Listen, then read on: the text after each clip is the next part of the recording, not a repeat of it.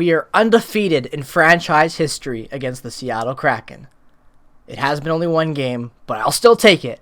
What's going on, ladies and gentlemen? Welcome back to the recap reaction for Game 26 at 82 for the Winnipeg Jets 2021-2022 NHL season, where they win by a score of 3-0 against the Seattle Kraken in what was their first ever time matching up against each other in obviously Seattle's inaugural season. And what a weird game for a lot of different reasons. I obviously liked this game because we won, right? Like, you know, that's awesome. But also, like, did we have a lot of competition? You know, it's like one of those games where it's like, yeah, we won, but like the Kraken tonight kind of felt like an AHL team watching them. I'm not gonna lie, like I feel bad ripping on them because I like the Kraken, right? You guys know I'm on the West Coast out here in Vancouver. I'm the away fan. Kraken are 2 hours away from me. You know, I love going to Seattle. I'm a Seahawks fan. I'm a Mariners fan. You know, I love the city of Seattle. So like, I want to see the Seattle Kraken do good. And tonight they weren't very good. Yeah, they did not score a goal, were shut out. They had an ample amount of opportunities, actually, but they never even got the puck in the net. Like, either the puck was perfectly set up and they jumped over their stick, they either overskated it, or they just shot wide. Almost every time they had a dangerous look. Like, they could not buy a goal tonight. In that first period, it was weird, because, like, the Jets started off, and they looked slow, and the Kraken were kind of a little bit faster than them. I would say the first 5, 6, 7 minutes of that period, I was like, okay, is this going to be another game where the Jets are slow, but like because the Kraken are not as good as the Carolina, it's not going to be as exposed as it was in the last game. But it wasn't that bad. They picked up their pace eventually, and they had a pretty awesome first period. I'm not going to lie. Like, and look, take this with a grain of salt, because the power play for the Kraken is bad. Like, it's one of the worst power plays in the National Hockey League. But the Winnipeg Jets were 5 for 5 on the penalty kill tonight. Can you believe that? Because I sure as hell can't. I was shocked when I saw that. I didn't even realize they had taken 5 penalties. But they killed them all off. Hellebuyck gets a shutout. I believe it is his second shutout of the season, so that's awesome. Glad that he got it. But I was very upset that I saw Connor Hellebuyck was starting this game for one very small reason only. Because when I was in Winnipeg, Connor Hellebuyck and his wife just had their child. Their baby boy. Congratulations. I've already said it before. So I didn't get to watch him play when I was in Winnipeg. Not to mention for the preseason game, the Birdman was in net. So again, didn't get to see him play then. Didn't expect to see him play, but still. Last game, back-to-back from Edmonton. We lost to Vancouver. I got to watch Eric Comrie play. Again. And what do you know? I have tickets for tomorrow's matchup, and I get to watch Eric Comrie again. This is my punishment. This is me eating my words. The hockey gods were like, you know what? You don't like Eric Comrie? You don't think he should be the backup? You go to watch him every game of the season. I'm not trying to rip on Comrie, but like, I got that Hellebuyck reverse retro for a reason, man. I want to watch my boy play. But nonetheless, let me get back to this game, because that first period was pretty damn good. Like, the penalty kill, we had a good first penalty kill, and even though we were, I would say, you know, we weren't perfect tonight on the penalty kill, even though we were, ironically, there were still a lot of flaws, and like I said, Seattle just wasn't able to capitalize, but this is a step in the right direction. Is it against a weak opponent? Yes. Is it against one of the weaker power plays in the NHL? Yes. But this can help get your mojo back up. Vancouver has been a really struggling team of late. They've obviously won 2 in a row and had a pretty good win last night in a shootout against Boston, and then obviously the other night before in Bruce Boudreau's first win against the Kings. So you do have a hot team coming up tomorrow in a back-to-back situation, but this is good carryover that you want to have from this type of game. You want to be able to play against a weaker opponent, 5 for 5 when your penalty kill is 30th in the entire NHL.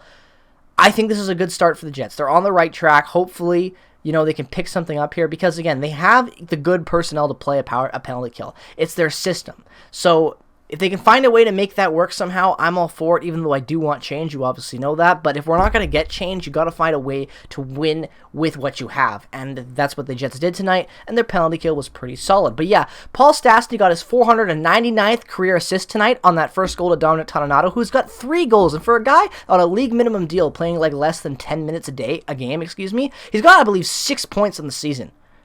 Like, that is a very good value fourth-line guy who's played pretty solid for us last year in the COVID era, and obviously now with fans back and being a regular fourth-liner. I like Dominic Toninato, the family man, Fast and Furious himself. I think he's pretty good, and not to mention the fact I'm hoping Stastny can get that 500th career assist tomorrow night in Vancouver when I'm there, because that would be pretty awesome. But yeah, I like that first period. You had a lot of good positives, even though, like I said, weaker opponent. PLD got robbed there by a post, and that was kind of a tendency for a lot of this game. It could have been easily like a 6-0 game for the Jets if they didn't get post, or Philip Grubauer wasn't Philip Grubauer. The goaltending in Seattle has been struggling of this whole season, without a doubt, even though we thought it would be a strong point for them. And I gotta say, Philip Grubauer had a fantastic night tonight. His team in front of him just couldn't get anything going, and I feel bad that it was a 3-0 shutout for the Kraken in a way, because Grubauer was fantastic, and I always like watching a goaltender have a great performance, and I always like to see him, get a little bit of a closer game at least. But, take it and leave it. We still won, so yeah. But Grubauer was fantastic tonight, and that first period was a really good first period. Like, it was a really complete period. After about, like I said, about the last 15, no, I would say, yeah, actually about the last 15, 14, 13 in that rate span of that first period, the Jets were really, really dominant. The second period, they should have been scored on, without a doubt. They should have been scored on, but like I said, Seattle couldn't capitalize, and they didn't score, and nothing really happened that second period. My notes were so robbed. Like, I confused what I said there, but nonetheless, my notes are so small, and Helly robbed Gord. I confused all my... Whatever. We're going to skip over that. But nonetheless, a really boring second. That easily could have been 5-0 Jets, but Grubauer stood on his head, and it was just a boring second period. Nothing really going, and Helly having making some good saves here and there for sure, but the Jets should have been scored on. They weren't. Like I said, Seattle couldn't capitalize, and you had Hellebuck making really good saves when he needed to, which is really important for his confidence, right? Like, Hellebuck has been fantastic even when the Jets sucked and lost 6 in a row.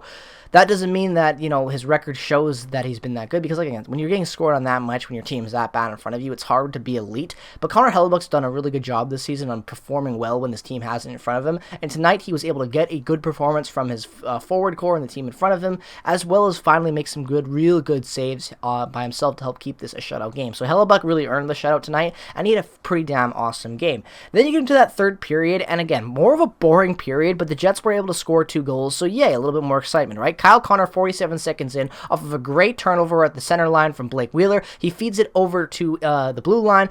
Kyle Connor pokes it between 2 defenders, cuts in perfectly, and does a top shelf shot right over Philip Grubauer. No chance. That makes it a 2-0 game. And then later on, with 5 minutes left, basically in the third period, Kyle Connor from Blake Wheeler on a really, really good shot opportunity there made a really good goal. And by the way, I know the goal I just explained, the first Kyle Connor goal was not that goal. The second one I described. It's been late. I've been a very crazy week, but you guys know what I'm saying. Kyle Connor had a great night. It's his birthday. Happy birthday, KFC. And he gets 2 goals. I was hoping he'd get that shutout. I kind of made a little bet, not like with money, but like just like, with my word. I said Kyle Connor will probably get a shutout tonight because it's his birthday, and Seattle. But yeah, he had a great game tonight with those 2 goals. It's his 16th and 17th goal of the season. We're not even at the 30-game mark, and Kyle Connor has almost got 20 goals. I think he could hit 40 goals this year. I'm going to go out on a limb and say Kyle Connor will get 40 goals, which is crazy, and I'm super hyped if he does that. I wish I took him in my fantasy instead of Mark Scheifele. But nonetheless, Scheifele as well got his 10th assist of the night tonight. Blake Wheeler got his 14th of the season. I really like that top line. I know, right? Weird of me to say, but Scheifele, Wheeler, and Connor, while they weren't great defensively, as to suspect, right? They had good puck possession shifts where they really were able to lay pressure and forecheck well and be able to move the puck properly. Something we really see that line lack in certain matchups. And I know, like I said, a weaker opponent in Seattle. I know that. I'm taking everything with a grain of salt that I say, and so should you in a game like this. But there's still a lot of positives to see. And the big thing about hockey, when you are a weaker team like the Jets, especially when they've been playing, right? And you play a team like Seattle, and you play a game like you did tonight, a pretty complete game, your penalty kill, which is dead last almost in the entire NHL, is 5 for 5, 100%. Those are good things to try to carry over. Obviously, you have to see if it's consistent and you can actually grow off of this performance. But if there's any type of performance the Jets have had recently where it's something to be proud of when it comes to their penalty kill, their power play, and whatnot, this is a game to do so. Obviously, they were over 2 on the power play, and it wasn't that good. But that being said, I think that if you can take over some of that carryover from being able to kill 5 penalties and apply that to a Vancouver team that has struggled on the power play as well, that could be a good mix for you to try to win 2 back-to-back games. The Jets haven't won in back-to-back situations this year. I really think they need to. The Central Division is cutthroat this year. They really, really need to finally make up some points. I think they're tied, I believe, with St. Louis for fourth, I think. I think it's a 3-team deadlock for third right now. but I'm not exactly sure of the exact NHL standings. I'd have to check later because I know that there's still some games going on right now. But nonetheless, it's been very tight lately, and I'm really excited to see how this matchup's going to look for the Canucks tomorrow. I'm very excited to go. Me and my dad are going to be there, so expect the vlog type of style footage where I talk over the actual NHL live gameplay. I obviously had to get a little bit cheaper the seats this year because of Christmas coming up, but I've been spending a lot of money on hockey this year. But nonetheless, I know you guys will enjoy it. I'll get there early for warm-ups. It'll be a fun time. Maybe I'll be able to get even a puck like I got that last one from Evgeny Svechnikov in preseason. But yeah, looking forward to tomorrow, at least hoping that the Canucks and Jets have a good back-and-forth game. I'm kind of thinking it might go to overtime, not going to lie, so that'd be really entertaining if that happened. I'm looking forward to it, and so should you. The Jets won 3-0 in a shutout win against Kraken. 1-0 franchise history against the Kraken. I'll take that any day of the week. But yeah, let me know your thoughts on this game down in the comment section below. If you're a Kraken fan, welcome to the channel. Welcome to the league. I live on the West Coast. I like the Vancouver Canucks. I like the Winnipeg Jets. Yeah, if that interests you and you ever want to see a different fan's perspective from time to time, definitely drop a subscription. It really helps this channel out. And we're also trying to hit 2K before January 1st. We're, I believe, 85 subs away from that mark. So yeah, any subscriptions you can give to the channel is greatly appreciated, and I really appreciate all of that support. I said appreciative too much there, but I'm moving on. It's late at night. Give me a break. All that being said, have a great rest of your night. Peace, love, and positivity. Follow me on Twitter, Instagram, and make sure to check out all the other affiliated links down in the description below. Have a great rest of your night. Go Jets, go. Peace, love, and positivity. Bye-bye.